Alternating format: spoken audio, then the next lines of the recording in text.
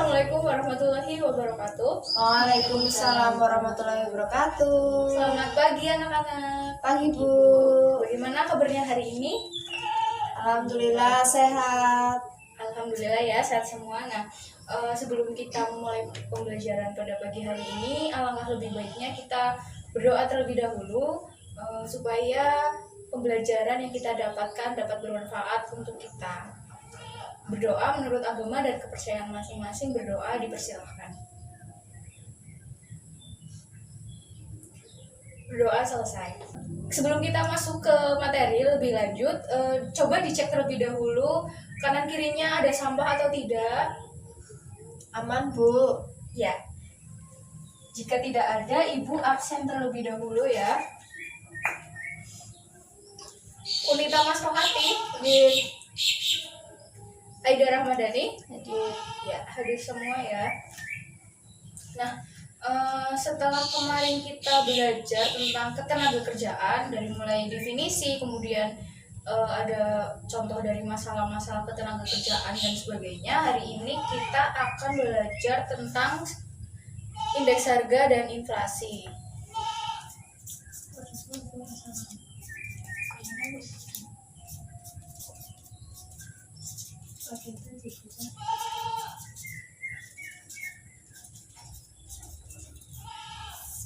Nah, tetapi kali ini kita akan belajar terlebih dahulu tentang indeks harga. Di sini ada yang tahu indeks harga itu apa? saya Bu. Ya, Kunita. Perubahan harga. Ya, jadi secara singkat indeks harga itu dapat diartikan sebagai perubahan harga. Nah, secara lebih rincinya lagi, perubahan harga dari waktu ke waktu. Nah, contohnya apa? Misal kalian mengamati tidak? Misalnya tahun kemarin kalian membeli buku tulis harga misalnya 3.000, kemudian di tahun berikutnya itu harganya naik 4.000. Nah, itulah yang disebut dengan indeks harga. Nah, kenapa sih indeks harga ini diperlukan? Nah, hal ini tuh digunakan untuk mengukur apakah suatu negara itu mengalami inflasi atau tidak. Kemudian bagi pemerintah itu menentukan jumlah pembelian suatu bahan atau jasa yang akan digunakan untuk sebuah produksi. Nah, kemudian ada jenis-jenis dari indeks harga. Yang pertama ada indeks harga konsumen, kemudian indeks harga produsen, yang ketiga indeks harga petani, dan yang keempat itu indeks harga implisit. Nah, yang pertama indeks harga konsumen. Nah, di sini indeks harga konsumen itu berarti membandingkan perubahan harga barang-barang yang secara keseluruhan itu dibelanjakan oleh konsumen. Semisal seperti ada bahan kebutuhan pokok, kemudian sandang, atau juga perumahan atau papan. Nah, kemudian yang kedua ada indeks harga produsen. Nah, indeks harga produsen ini berarti produsen itu membandingkan harga dari bahan mentah atau bahan setengah jadi yang akan digunakan oleh si produsen untuk produksi barang atau jasanya. Kemudian indeks harga petani. Nah, indeks harga petani ini indeks harga yang harus dibayarkan oleh petani untuk memenuhi kebutuhan rumah tangga si petani tadi. Nah, misalnya apa, ada yang tahu? Petani itu butuh ini gitu. Ada yang tahu? Pupuk. Nah, iya, ada pupuk, kemudian ada bibit, ada mungkin pestisida atau obat-obatan yang digunakan oleh petani. Nah, indeks harga petani ini juga menentukan seberapa besar jumlah yang akan diperoleh oleh si petani dari hasil produksi di pertanian. Nah, yang kemudian ada indeks harga implisit. Nah, indeks harga implisit ini itu membandingkan antara PDB nominal dengan PDB real. Nah, kenapa hal yang dilakukan? Untuk menentukan tingkat inflasi di suatu negara. Nah, kemudian kita lanjut ke hitungan ya, karena di situ ada perubahan, ada perbandingan, jadi ada hitungannya. Yang pertama, ada dua metode. Yang pertama, metode indeks harga yang tidak tertimbang.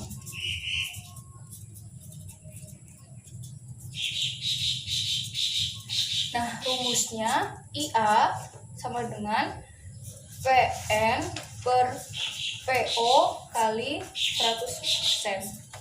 Nah, contoh soalnya semisal di tahun 2010 itu jenis barang A itu harganya 10.000. Kemudian di tahun dasarnya semisal tahun 2009 itu harganya 8.000. Nah, tahun dasar itu berarti PO, yang 8.000 ini PO, dan yang PN ini tahun berjalannya berarti harganya 10.000. Nah, kita langsung masukkan ke rumus, berarti 10.000 dibagi 8.000 kali 100%. Ada yang tahu hasilnya berapa? 1,2. Jadi hasilnya 1,25%. Nah, berarti ada kenaikan harga barang A tadi di tahun 2010 sebesar 1,25%. Nah, kemudian yang kedua itu ada metode indeks harga tertimbang. Nah, di indeks harga tertimbang ini ada 3 cara. Yang pertama itu menggunakan indeks last payers. Nah, di indeks last payers ini menggunakan tahun dasar sebagai bobot tertimbang untuk menentukan suatu harga. Nah, rumusnya itu IL sama dengan PN dikali QO per PO dikali QO dikali dengan 100%. Nah, langsung ke contohnya ya. Semisal di sini ada barang A dan B. Di sini di harga di tahun berjalannya itu 300 dan 350. Nah, harga tahun dasarnya itu 200 dan 300. Kemudian kuantitas tahun berjalannya itu 100 dan 100. Kemudian di tahun dasarnya itu 50 dan 100. Nah, untuk lebih mudahnya kita kalikan terlebih dahulu PN dengan QO. PN dikali QO, ayo dibantu, 300 dikali 50 15.000 ya. Kemudian 350 dikali 100 ke 35.000. Nah, kemudian PO dikali QO, 200 dikali 50 10.000. Kemudian 300 dikali 100 30.000. Kemudian kita jumlahkan 15.000 ditambah 35.000 50. Ya, 50.000. Kemudian 10.000 tambah 30.000 40.000. Kemudian kita masukkan PN dikali QO tadi jumlahnya 50.000. Kemudian PO dikali QO 40.000 dikalikan 100%. Hasilnya 1,25%. Nah, kemudian yang kedua ada indeks fase. Nah, rumusnya IP sama dengan PN dikali QN per PO kali QN dikali 100%. Nah, kita pakai contoh yang sini. Yang ini nanti kita tinggal cari yang PN dikali QN dan PO dikali QN.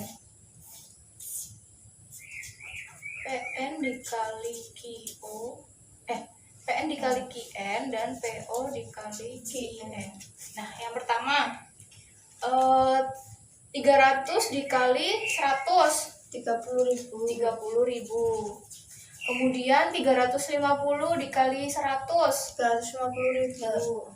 35.000. Iya. Kemudian 200 dikali 100. 20. 20.000. Kemudian 300 dikali 100. 30.000. Sama, kita jumlahkan. Nah, hasilnya 65.000 dan 50.000. Kita tinggal masukkan ke rumusnya. 65.000 dibagi 50.000 dikali 100%. Hasilnya 1,3%. Nah, sampai di sini paham atau ada yang ditanyakan? Paham. Paham ya. Kemudian yang ketiga, menggunakan indeks Marshall. Nah, rumusnya IM sama dengan PN dikali QO plus QN dibagi PO kali QO plus QN. Nah, kita hitung QO plus QN dulu. QO plus QN 100 tambah 50 untuk barang A berarti 150. Kemudian 100 ditambah 100, 200. Kemudian di sini tinggal PN dikalikan dengan penjumlahan QO dan QN. PN-nya berapa? 300 dikali 150. 45.000. Ya, 45.000. Kemudian 350 dikali 200. 70.000. Kemudian yang di sini PO dikalikan dengan QO plus QN. 200 dikalikan dengan 150. 30.000. Kemudian 300 dikali 200. 600. Ya, 60.000. Nah, sama, kita jumlahkan 115.000 dan 90.000. Kemudian kita masukkan ke rumusnya. Berarti 115 dibagi 90 dikali 100%. Hasilnya 1,28%. Nah, sampai di sini jelas? Jelas. Atau ada yang masih bingung? Jelas, Bu. Jelas ya. Nah, sebelum kita akhiri pembelajaran pada pagi hari ini, Ibu ada sedikit post test untuk menambah nilai keaktifan kalian. Ibu mempunyai post test yaitu teka-teki ekonomi. Nah, nanti mekanismenya Ibu akan memberikan kalian undian, seperti undian. Nanti di undian ini itu ada soalnya dan kalian bisa tuliskan jawabannya di teka-teki ini. Ada yang ingin maju duluan? Dibagi aja, Bu. Ya udah, Ibu bagi ya. Ya, silakan dibuka.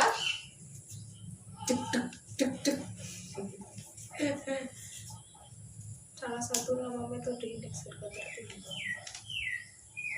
Ada yang ingin maju? Mas. Saya. Ya, Mbak Kunita. Bisa dibacakan dulu soalnya apa? Salah satu nama metode indeks harga tertimbang. Ya, silakan.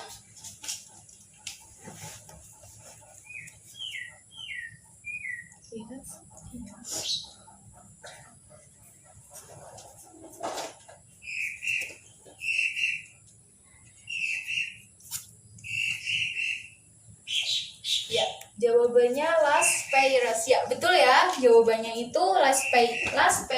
Nah, 10 poin ya untuk Mbak Kunita. Kemudian ada yang mau maju lagi? Saya. Ya, dibaca terlebih dahulu soalnya. Suatu ukuran yang menyatakan perubahan harga yang terjadi dari waktu ke waktu. Silakan.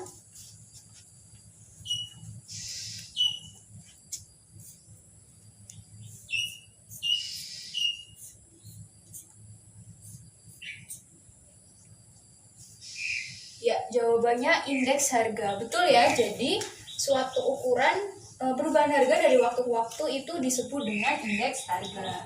10 poin untuk aja. Nah,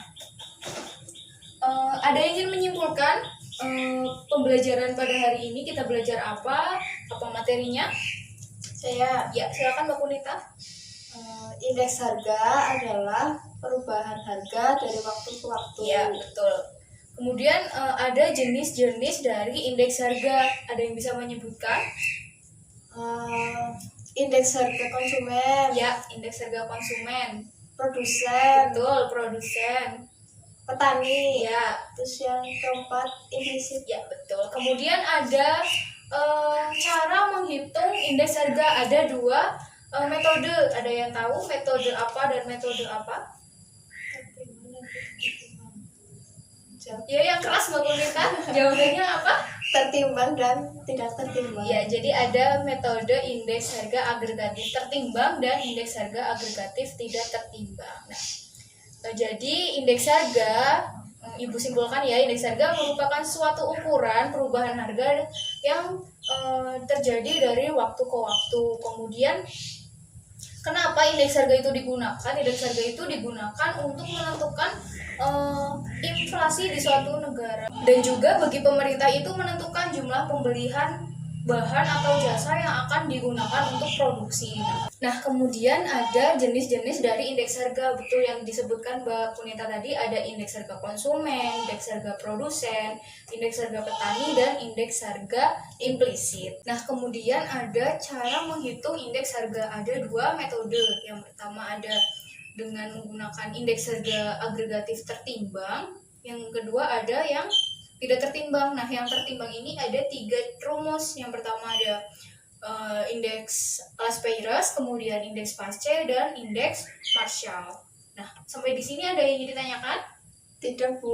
Nah, jika tidak ada yang ditanyakan, untuk penugasan mandiri silakan kerjakan LKS halaman 30 yang isai nomor 1 sampai 5. Silakan dikerjakan di kertas folio, kemudian minggu depan dikumpulkan ke Ibu.